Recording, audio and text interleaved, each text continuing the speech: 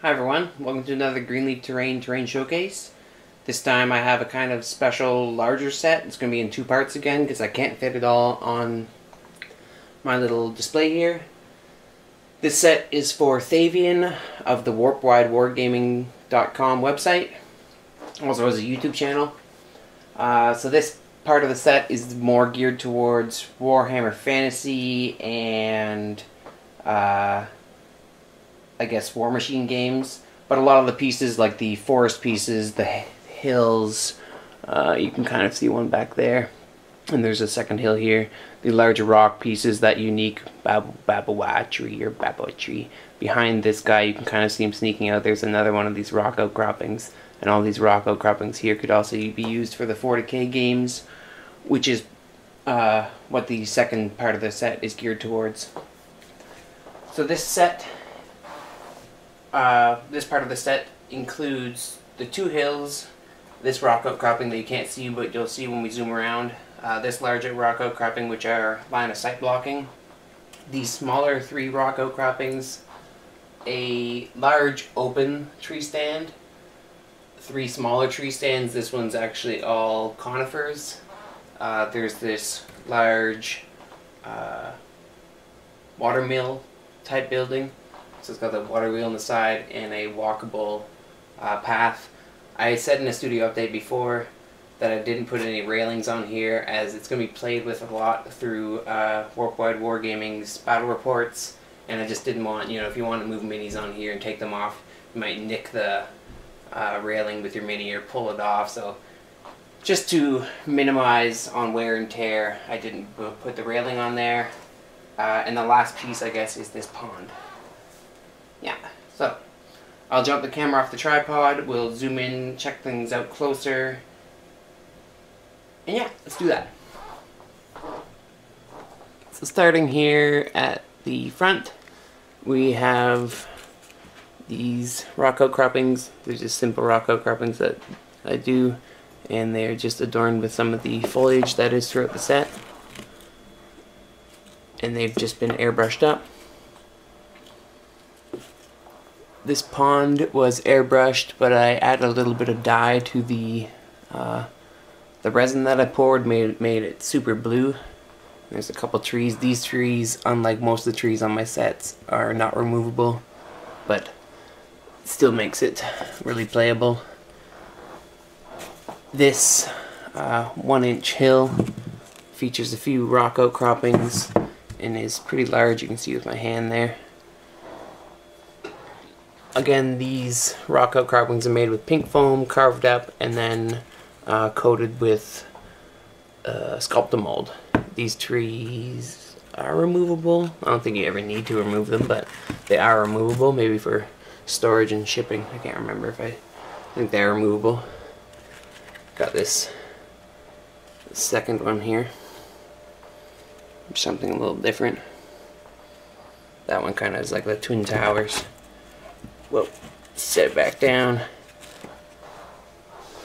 Again, this tree is based on trees that grow in Madagascar. It is a babawa tree, baobab tree. Anyways, I will right now cut a picture of a actual babawa tree.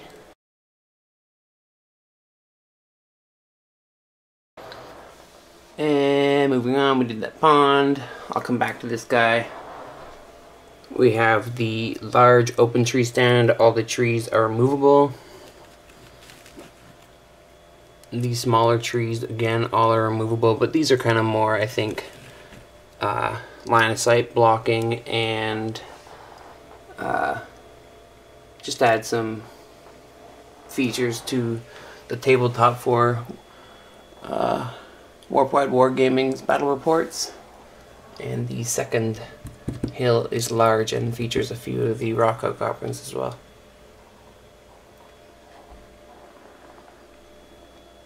So looking at the centerpiece here, this large water mill, we have the water wheel on the side,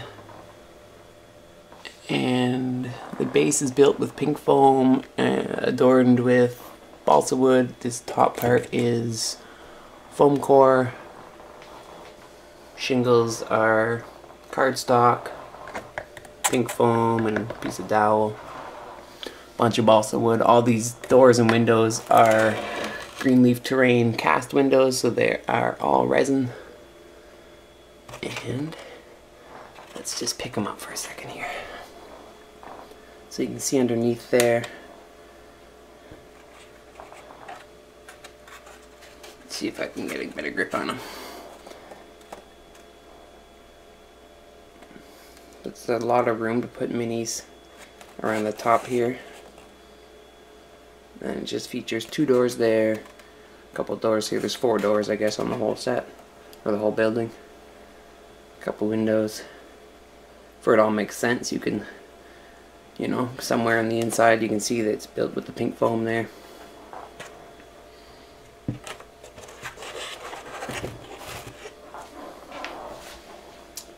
So that is the first part of the set in all its glory, and I'll just clean this guy off and I will check out get ready for we can check out the second part of the set.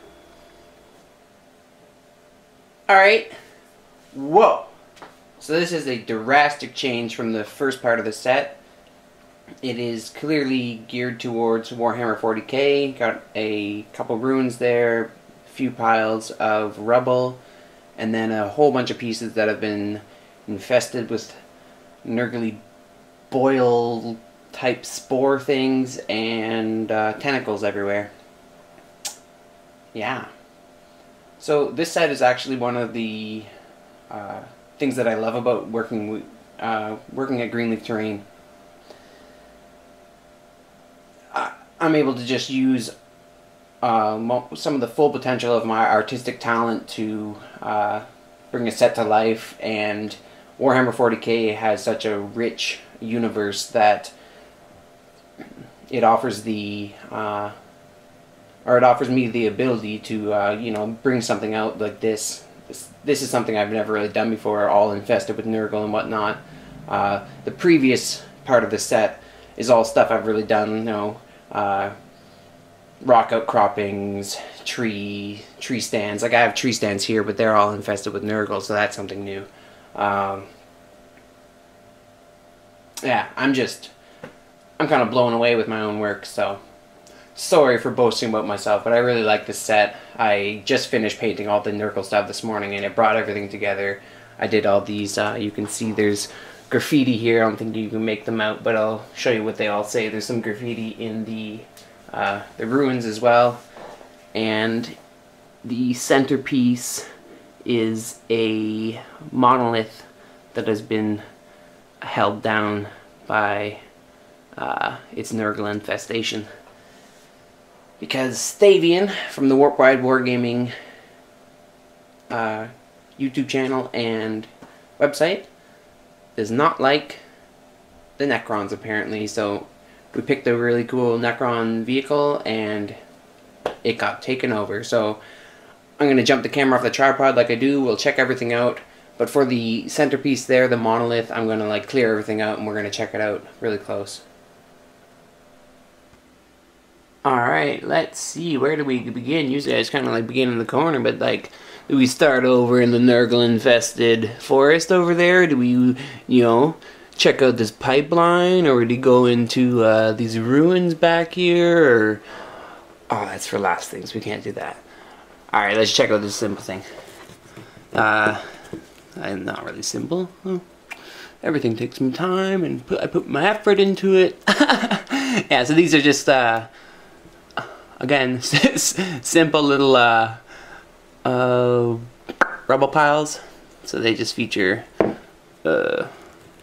metal girders and I-beams and I guess like, what is it called? Rebar? Yeah, rebar. A little bit of pre-made bricks. Can't think of names of things sometimes. We got some foliage on there, so there's 4 of those guys. Woo! It took me a while to think of stuff. And there's another one hidden in there. So, we got 3 ruins here. They've just been made like my normal ruins I make for 40k, adorned with full of bullet holes. It's a shooty world. And this one says Terra will fall. They've all been airbrushed up in, like, I got like a gray pattern I follow and use some browns to dust it up after. Some loose foliage there. This one's just like a little bit of a corner. It says Horace lived. There is a old poster that's been graffitied over. Propaganda poster. And then this guy's a larger two-story kind of like Gothic building. So it says Thavian rules up there. There's a chaos symbol over that propaganda poster.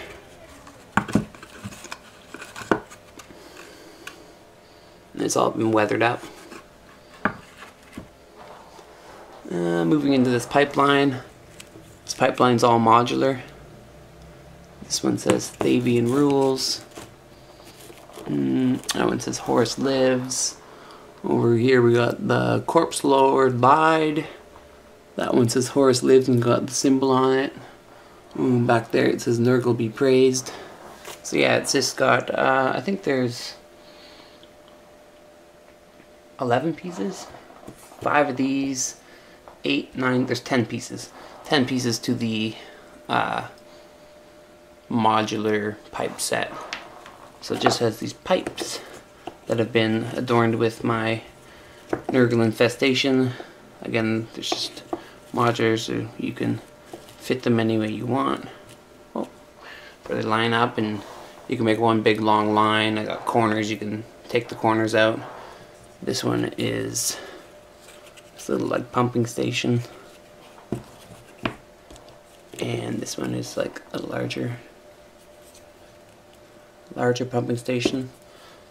So normally Nurgle stuff is, I guess, more greeny, but I watched a tutorial from someone last night, I can't remember, and they were using more yellowish colors, so I started with I used all like Minotaur colors, so it was like a Pestilence Flesh base coat, let's see here, Rotten Wood highlight, and then I used purple to do some bruising, and then it was a bile highlight to do these extreme highlights, and then I mixed the bile with white twice, more white every time to do like a more extreme highlight. So like, see, it's really white there. Kind of looks like a pus ball. And then I hit it all with satin varnish, and they are just little balls, little foam balls I got from the dollar store, hot glued on there. These bigger ones are marbles, and then they've been all covered with green stuff that I flattened out, and this is green stuff that I just rolled out for all the tentacles. So that's how I did all this Nurgle stuff. A whole bunch of balls glued on, a whole bunch of green stuff. One of those big tubes, I used a 1.5 tubes for this whole set. So moving on to the tree stand, I wanted a little bit of foliage, so I did it kind of like receding away from the trees as the infestation was coming. So there's just kind of boils growing on the trees. They've knocked off the limbs as the trees like dying. They kind of like knock them off by curling these coils around, and then they break them off, is the idea, is what I was thinking. The tentacles. So there is 4 of those to match the 4 smaller tree stands from the other one, but these ones aren't full of foliage, so I made them a little bit more sparse so you could get miniatures through there, and it still looked like a Nurgle infested forest. So yeah, I guess the last piece is this large infested centerpiece, Necron monolith. And I will get to that when I clear all this other stuff away. I just moved a few things out of the way before we can get a clear shot of the sky without being interrupted. So the monolith was painted base coated black, and then I used 2 Minotaur paints, Nautilus blue and Trollhide blue, to do all this edge working. And then I just added some more, I think Spellsinger blue to that, to start doing these highlights on like this broken parts of this crystal and all these lights that we're still showing. And then again, the Necron, I mean not Necron, the Nurgle stuff was just added on and then airbrushed up, and it's kind of crashed and lifted up all this dirt. Some of the pieces have fallen off. The main crystal has exploded, so it doesn't have its full power to like just I guess like phase out or whatever it's supposed to do. So it's been able to be held down by this Nurgle infestation. And there is a recent melt-a-gun shot that it's burning a hole into it. I know it has supposed to have like living armor or something, but no, you know, it's infested with Nurgle and the crystals exploded, so it's going down. Some of these guys are all like curled around and holding it down from the guns and whatnot. There's an infestation kind of just everywhere. I wanted this piece to look kind of awesome, so I know people who like Necron's gonna be like, oh, what did you do to my monolith? But yeah, this warp door has totally been infested. Just gone. There was like a warp guy at the back here too. It's totally gone. Yeah, just totally good. I really like these ones that are like kind of hanging off free, not plastered on and crawling up like a vine. They've somehow like reached up and grabbed on. Like that one's going on a mission up there. Yeah, so that's its piece in all its glory. There's I guess where can I grab this guy? Well, there's some smaller like build-ups at the bottom here. It's kind of like where it all started, I guess. Yeah. So again, I absolutely loved to do this set. It was a big variety of pieces. As you saw, from the first part to the second part, everything was pretty much different. Well, this was all different and I was different. Yeah, I was 100% different. And that's what I love about doing this custom stuff. Everybody's project is something different, so I gotta think about stuff and get something amazing like this. So if you're interested in getting some custom terrain from greenleafterrain.com, you can email me at info@greenleafterrain.com and I will get back to you.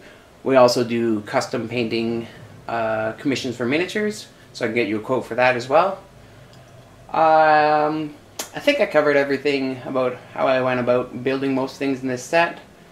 I gotta keep a few secrets, so there's a few things I know I didn't say and sorry.